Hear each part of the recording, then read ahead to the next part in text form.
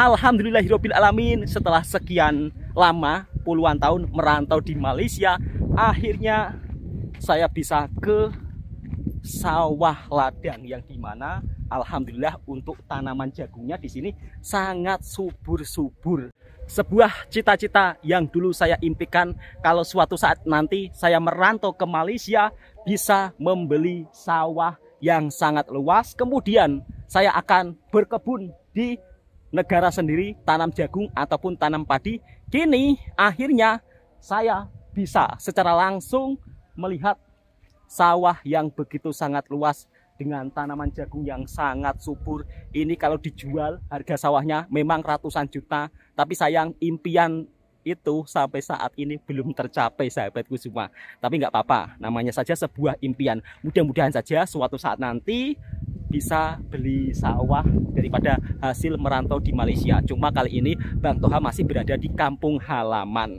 Assalamualaikum warahmatullahi wabarakatuh. Apa kabarnya sahabatku semua? Jumpa lagi bersama Bang Toha Channel. Kali ini Bang Toha tengah berkunjung di kampung sebelah, yang dimana cukup dekat dengan rumahnya Bang Toha. Tapi kalau daerah yang ada di perkampungan Jawa ini memang agak berbeda, agak lain. Meskipun dekat, tapi perbedaannya sungguh sangat jauh. Di antara salah satunya di kebun atau di sawah seperti ini, tanamannya sangat subur. Namun di sisi lain di kampung sebelahnya, untuk tanam jagung saja tidak bisa hidup karena di daerah ini banyak sumber mata air. Jadi rata-rata pertanian di sini menggunakan sumber mata air daripada sumur. Dan sahabat-sahabatku semua, kemarin ramai yang berkomentar, Bang, kenapa kalau di tempatnya Bang Toha masuk taman bayar? Kenapa tidak gratis? Untuk bayarnya pun juga tidak mahal sahabatku semua, tetapi murah. Di sini Bang Toha ingin menjelaskan, sebenarnya untuk masuk bayar tersebut, satu untuk parkir, dua untuk kebersihan. Dan itu tamannya dikelola oleh swasta, bukan dikelola oleh pemerintahan.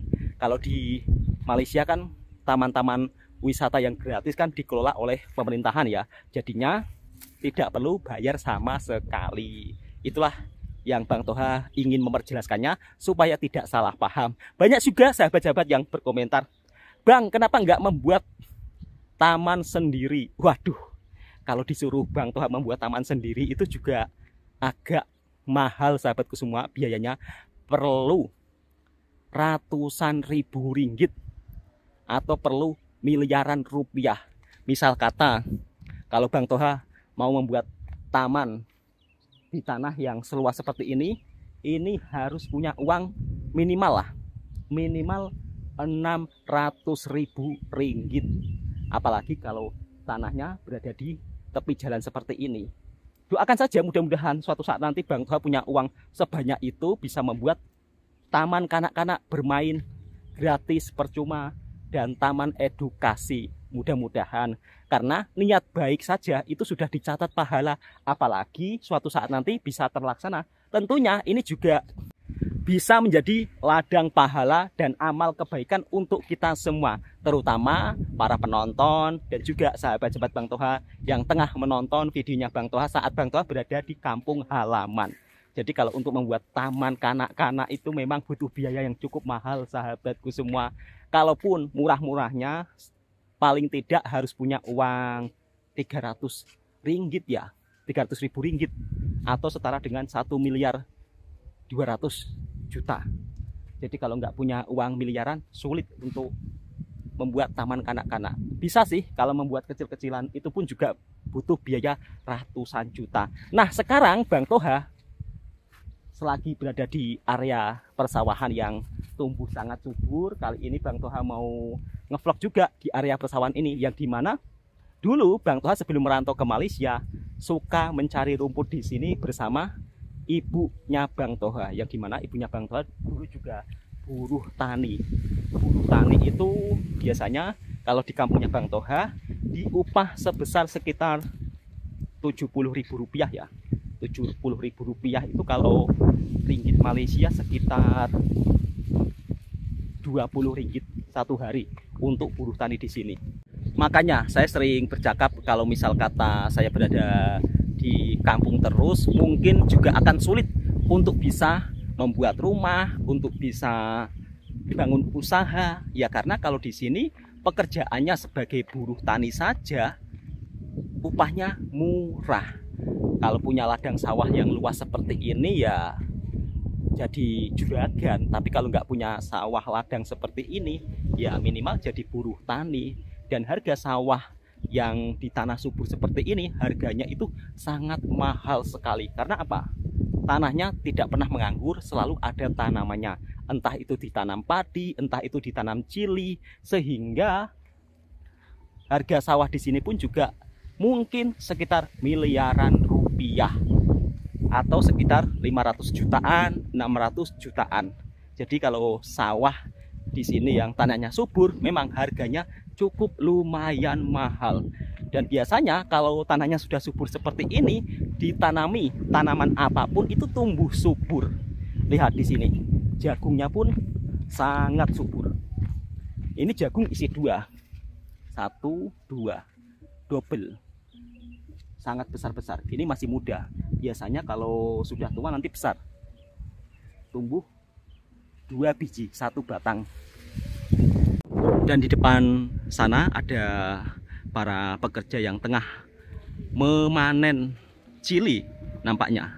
Jadi area di sini tanahnya memang sangat subur sahabatku semua. Tanamannya menghijau semuanya.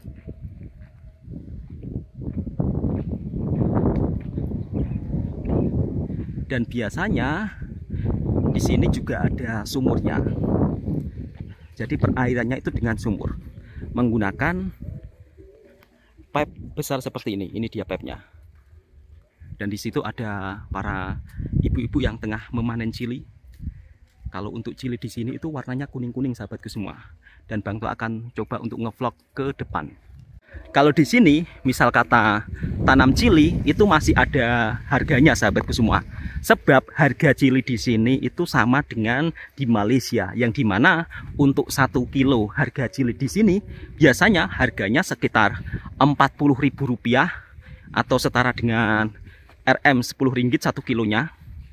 Tapi kalau untuk harga sayur-sayuran itu memang harganya memang sangat murah sekali. Beda dengan di Malaysia, yang dimana harga sayuran itu sangat stabil. Kemudian ubi kayu kalau di kampungnya Bang Toha tidak ada harganya. Kemarin ramai sahabat yang berkomentar, Bang, kenapa ubi kayunya tidak dijadikan keripik? Kenapa ubi kayunya tidak dijadikan makanan ringan?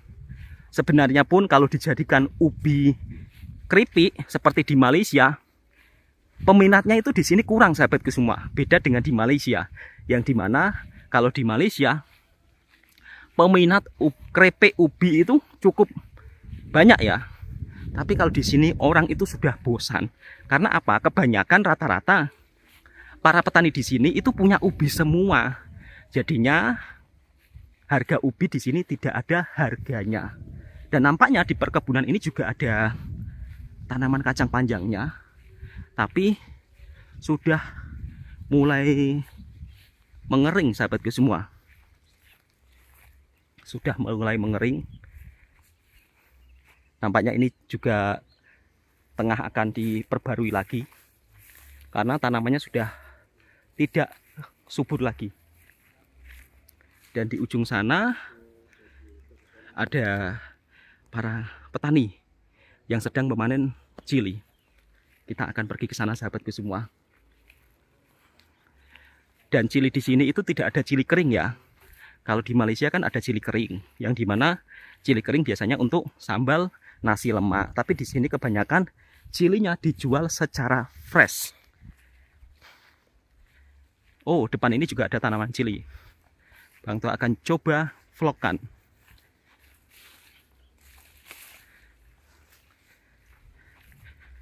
Nah, cilinya kalau di Jawa warnanya kuning sahabatku semua. Jadi cili di sini warnanya kuning semua. Ini termasuk salah satu cili yang tumbuh sangat subur. Cili ini harganya 1 kilonya sekitar Rp40.000.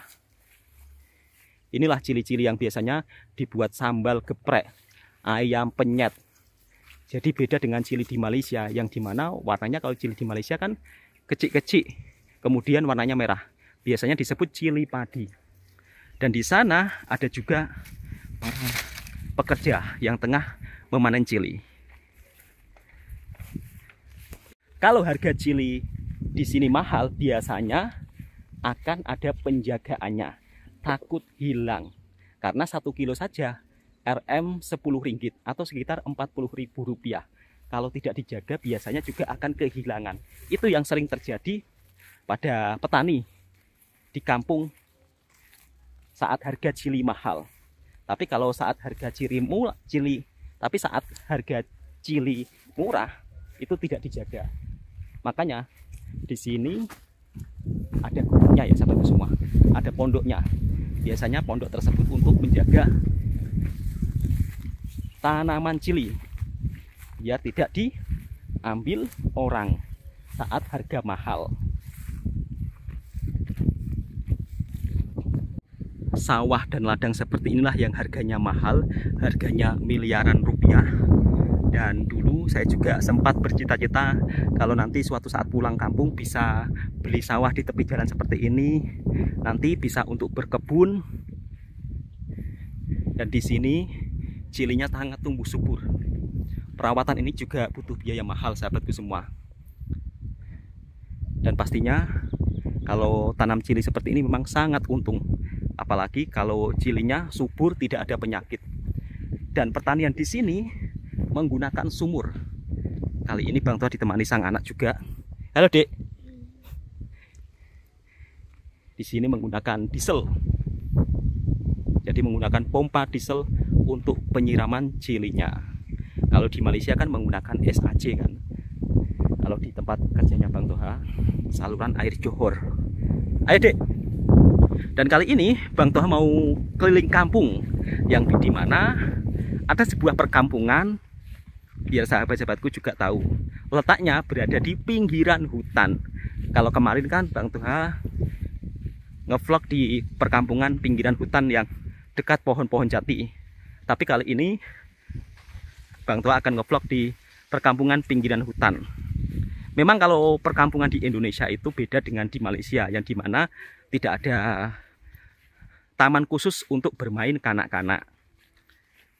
Kalau di Malaysia kan setiap perkampungan pasti ada taman khusus bermain untuk anak-anak. Dan itu gratis, tak perlu bayar. Keren sih, harapan saya juga seperti itu suatu saat nanti di Indonesia. Setiap kampungnya itu ada taman khusus untuk bermain kanak-kanak. Jadi saat petang-petang, orang-orang kampung itu senang. Bisa jalan-jalan bersama keluarga, bersantai-santai di taman. Oke sahabat-sahabat semua, kita lanjut perjalanan menuju ke kampung yang ada di pinggiran hutan. Kalau punya tanaman cili tumbuh subur seperti ini, sama saja punya pohon uang sahabatku semua. Karena apa? Harga cili di sini itu memang Masya Allah harganya cukup lumayan mahal. Dan sawah seluas ini cilinya tumbuh sangat subur. Kita akan memasuki perkampungan yang ada di tepi hutan. Buat kemarin ada yang bertanya, apakah di perkampungan di kampungnya Bang Toha itu ada orang Cinanya juga? Nggak ada sahabatku semua. Biasanya orang Cindo atau Cina Indonesia itu tinggalnya di perkotaan, tidak di kampung-kampung seperti ini. Dan seperti ini cara pembuatan sumur. Jadi di sini kalau misal kata sumurnya kurang dalam, diperdalam.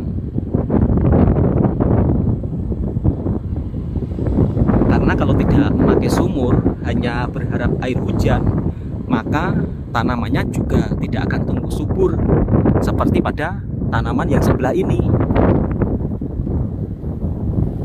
Sudah gagal ini tanaman jagungnya. Mungkin sang pemilik sawah tidak punya sumur.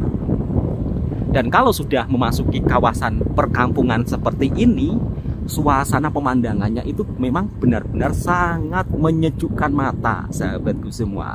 Dan di sini ternyata perkampungannya sungguh sangat sejuk. Di tepi-tepi jalannya ada pohon cemara. Dan di sini juga ada sawah padi yang begitu sangat menghijau. Kita akan memasuki wilayah ke dalamnya lagi biar sahabat-sahabatku juga tahu serasa diajak Bang Toha jalan-jalan ke kampung-kampung yang ada di Indonesia. Dan mudah-mudahan hari ini kita juga bisa berjumpa kakak-kakak desa atau gadis-gadis desa yang ada di perkampungan Indonesia. Kemarin ramai sahabat-sahabat daripada Malaysia, Bang kok nggak ada gadis-gadis desanya. Gadis desanya itu kalau petang-petang seperti ini panas, jadinya tidak muncul di luaran rumah sahabatku semua. Mungkin takut hitam ya. Kalau dulu tahun 90-an belum banyak HP Android lah. Dulu gadis desa itu mau pergi ke sawah, tapi semenjak banyaknya HP Android, kemudian banyaknya aplikasi di media sosial, sekarang anak-anak muda, gadis-gadis desa jarang yang mau pergi ke ladang atau ke sawah. Oke, kita sembang-sembang sambil menelusuri perkampungan, biar sahabat-sahabatku juga merasakan suasana di kampung di Indonesia itu seperti apa. Yang pastinya setiap langkah akan mengisahkan cerita kehidupan yang berbeda-beda. Kalau di sini memang rata-rata mayoritas warganya hidup bergantung sebagai petani. Namun anak mudanya kebanyakan juga lebih memilih merantau. Dan ini merupakan salah satu lapangan olahraga ya, atau padang sukan kampung.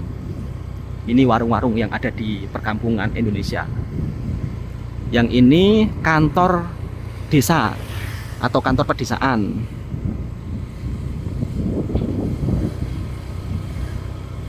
Jadi memang kalau ditanya, Bang, kenapa nggak ada mobil? Ya jawabannya di sini itu kalau misal kata mau beli mobil ya kadang-kadang parkirnya juga susah sahabatku semua. Halaman rumahnya kalau di perkampungan Jawa tidak begitu luas ya. Dan ternyata masih ada juga transportasi tradisional, yang dimana transportasi tersebut biasanya akan menggunakan lembu. Nampak tak sahabat semua? Itu transportasi tradisional yang dulunya juga sering dipergunakan untuk memuat hasil panen ataupun memuat hasil perkebunan. Sama juga ya. Kita maju ke depan lagi. Jadi kalau ditanya gadis desanya kemana ya, gadis desanya nggak akan muncul sahabat-sahabatku semua. Kalau cuaca panas seperti ini, biasanya gadis desa itu muncul hanya saat ada acara-acara tertentu. Biasanya saat raya itu gadis-gadis desa bermunculan. Ini kemana ya? Ke sini atau di mana ya? Kita coba ke sini lah. Nah, mudah-mudahan tidak salah jalan ya. Sebab Bang Toha sendiri juga belum pernah datang ke sini. Ini ada anak-anak yang sedang tengah mau pergi mengaji. Halo, Dek. Untuk jalan kampungnya cukup sangat bagus sahabatku semua. Dan ini sekolahan mengajinya sahabatku semua. Jadi rata-rata di sini itu sekolahnya sekolah tahfiz ya. Kalau untuk perkampungan, kita akan naik ke daerah kampung yang dekat dengan hutan. Ada pembangunan rumah juga. Ini rumahnya cukup lumayan besar ini. Orang kaya.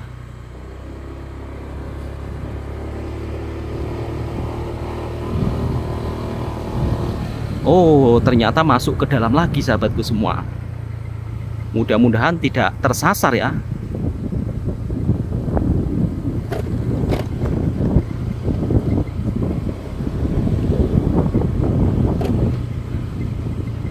Nampaknya di sini sudah area kebun.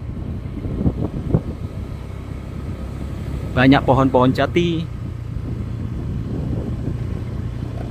Kalau saya perlihatkan suasana perkampungan seperti ini, ramai sahabat-sahabat daripada Malaysia yang teringin nak pergi ke Indonesia.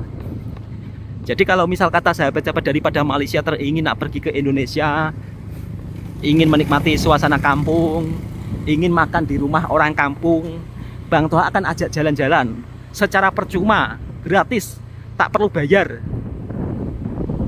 Kalau tidur di rumahnya Bang Toha. Nah, di sini sahabatku semua kita bisa melihat pemandangan sawah padi, masya Allah, subhanallah. Apalagi kalau masak-masak nasi lemak di sini pasti enak sahabatku semua. Insya Allah lah nanti kalau Bang Toha ada waktu, ada kawannya, Bang Toha akan coba buat masakan khas Melayu Malaysia di area persawahan ya. Biar sahabat-sahabatku juga terasa diajak jalan-jalan sambil makan nasi lemak di area persawahan. Dan seperti biasa, kalau petang-petang seperti ini atau sore seperti ini, warga kampung biasanya akan mencari rumput. Basikal di sini juga masih dipakai sahabatku semua. Jadi alat transportasinya basikal juga masih dipergunakan di warga kampung yang tinggal di area pinggiran hutan. Ini sudah memasuki kawasan hutannya. Video ini agak panjang, tapi mudah-mudahan sahabatku juga terhibur dan serasa diajak Bang Toha jalan-jalan di kawasan kampung yang berada di area tepi hutan. Kita menuju ke depan lagi. Kalau untuk pohon jati seperti ini adalah milik kerajaan, sahabatku semua, atau milik pemerintah. Tidak boleh ditebang sembarangan. Kalau sampai ada yang menebang sembarangan, maka akan dikenakan denda atau saman. Kalau dalam bahasa Melayu Malaysia. Oh, ternyata cukup ramai. Dulu pernah saya kesini waktu kecil kalau tak silap lah. Era tahun 90-an, cari kayu bakar. Di sini itu masih hutan semua. Masih hutan semua. Tapi sekarang sudah area perumahan dan rumahnya pun sudah bagus-bagus. Dulu rumahnya di sini kebanyakan rumahnya kayu, tapi sekarang rumahnya sudah cantik-cantik. Karena tinggal berada di tepi hutan, dulu rumahnya itu rumah kulit kayu jati loh. Tapi sekarang semuanya sudah berbeda. Dan di era tahun 90-an, rumahnya itu bisa dihitung hitungan jari. Tapi sekarang sudah banyak banget rumahnya. Ini ada musolanya. Musolanya di sini juga cukup besar. Oh, bukan musola sih, masjid. Saya kira musola. Saya pun juga cukup kaget juga sahabatku semua. Yang dimana dulu rumahnya itu nggak sebanyak ini loh.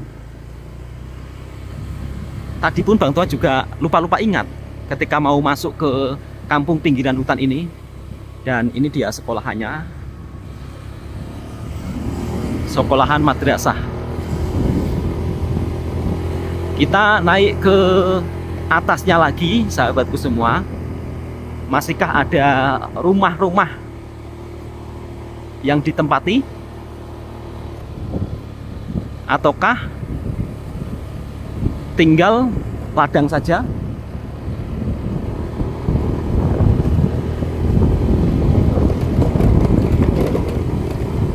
Oh, ternyata masih ada rumahnya juga.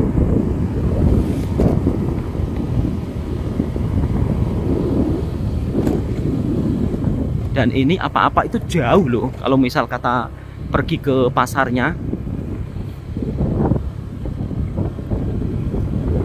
Kalau sudah tinggal di kampung yang dekat hutan seperti ini, kalau mau cari makan-makan sedap pun juga harus butuh perjalanan yang cukup sangat panjang sahabatku semua. Dan lihat, inilah area hutannya. Bang Toha akan tunjukkan. Nah, ini dia kampung yang berada di area hutan. Ini cukup lumayan jauh juga Bang Toha naik. Kita langsung masuk ke dalam lagi. Sudah berapa banyak rumah di sini? Hutan jati.